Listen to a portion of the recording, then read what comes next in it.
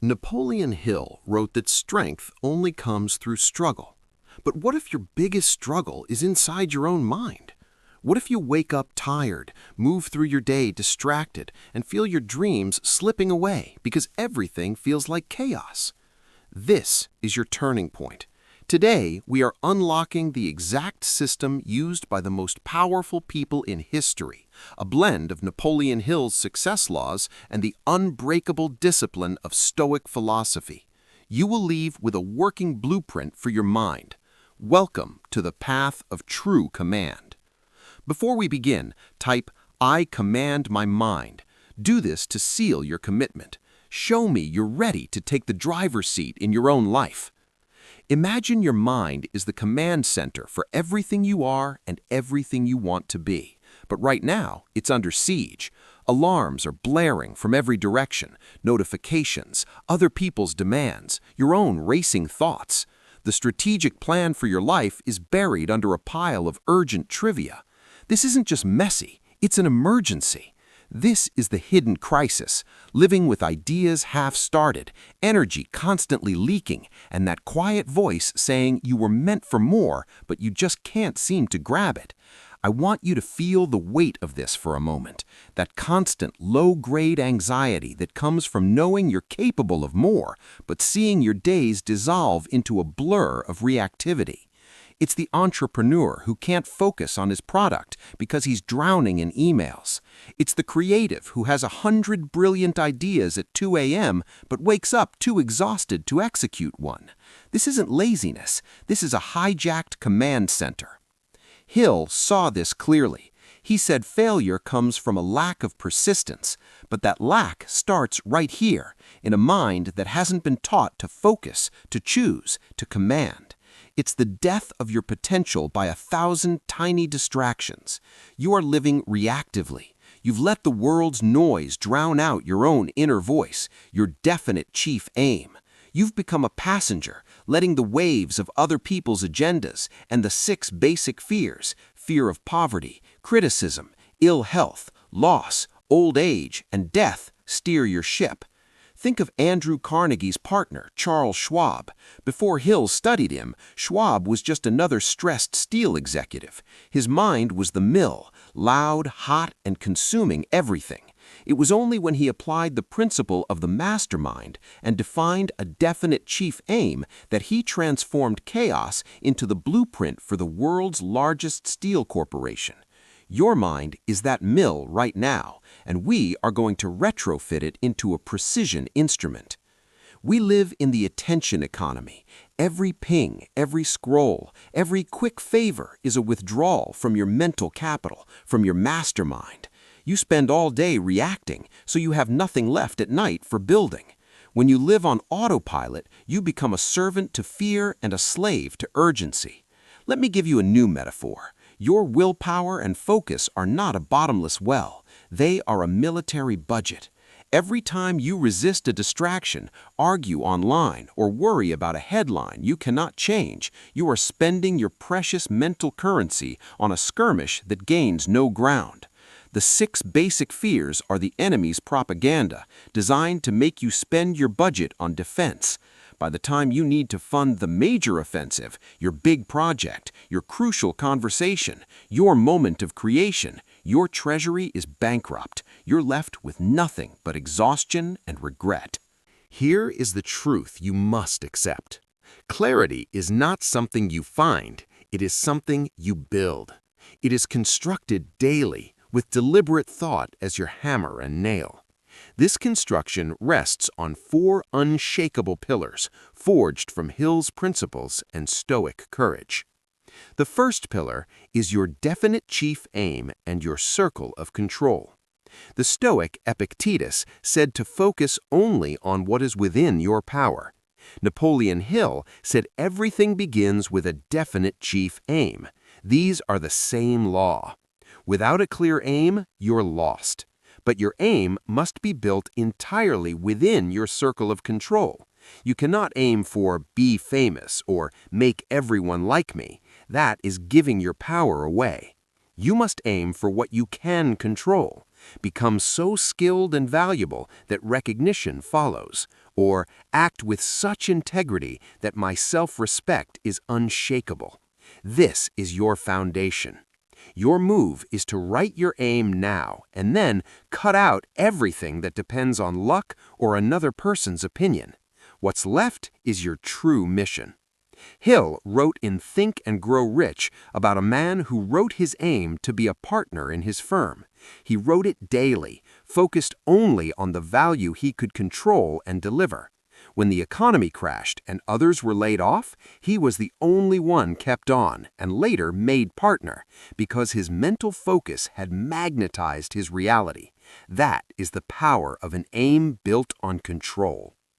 The second pillar is your mastermind alliance and the daily ritual.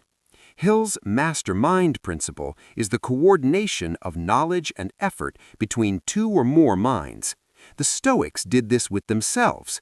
Marcus Aurelius had his mastermind meeting every morning in his journal.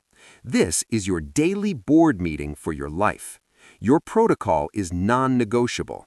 Each morning, give your mind its orders. Write, "Today, my chief aim is advanced by these 3 actions. I will not be ruled by the fear of blank." At midday, review. Ask, "Am I in command or am I being hijacked?" At night, audit. Ask, "Which of the 6 fears did I defeat today? Where did I let it win?" This isn't journaling. This is strategic command. Let me add a principle Hill called taking possession of your own mind. He said most people rent their minds out to every passing thought. The daily ritual is the legal document where you evict the squatters, the fears, the distractions, and take full legal possession. Every time you complete that ritual, you are serving an eviction notice to chaos. The third pillar is the persistence of minimalism. The Stoic Seneca warned against the chaos of having too much, too many possessions, too many commitments, too many thoughts. Hill called this persistence, the sustained effort toward your goal. You cannot be persistent in 10 directions. You need a clean battlefield. So you start a 2-front war. First, mental minimalism. Cancel the internal subscriptions to thoughts that feed your fears. If you fear criticism, prune the social media and conversations that trigger it. If you fear poverty, stop consuming panic-inducing news. Second, physical minimalism. Your space is a mirror of your mind. A cluttered room is a cluttered mastermind. Every object without purpose is a vote for chaos. Erase it. Here's a story. A student of mine was stuck. He had a brilliant business idea, but couldn't start. His desk was a museum of old projects, his computer desktop a mosaic of icons. We applied this pillar. For 1 weekend, he did nothing but delete and donate. He cleared his desk to just his laptop and a notepad. On Monday morning, in that clear space, the first clear action emerged. He wrote the email that secured his first client.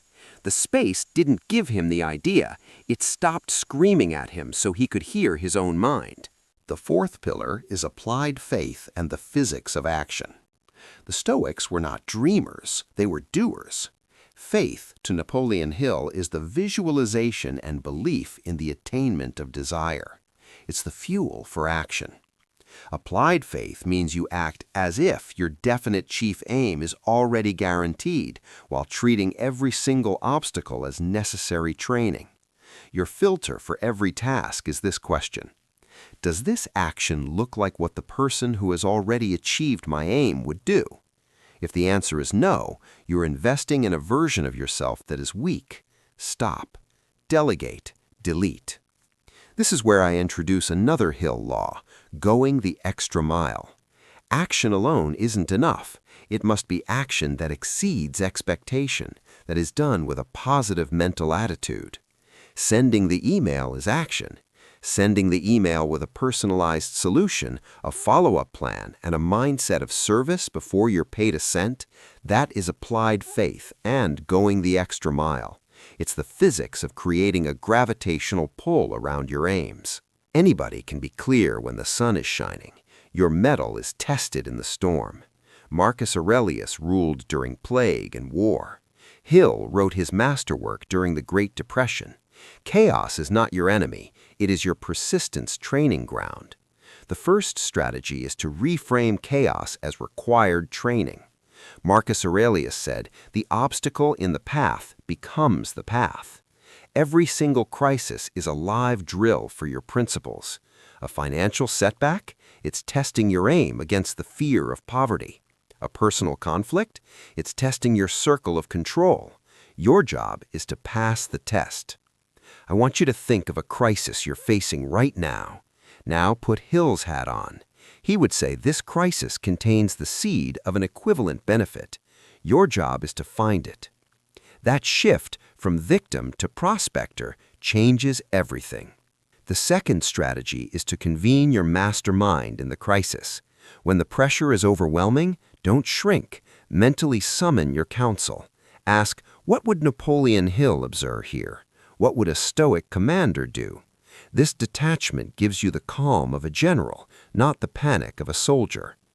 The third strategy is to execute the minimum viable command. In total chaos, trying to do everything means doing nothing. Find the one smallest, completely controllable action that shifts the momentum. Just one, then do it perfectly. The final strategy is the iron law of revision. Your evening audit is sacred, especially in chaos. This is persistence in self-correction. No guilt, only analysis.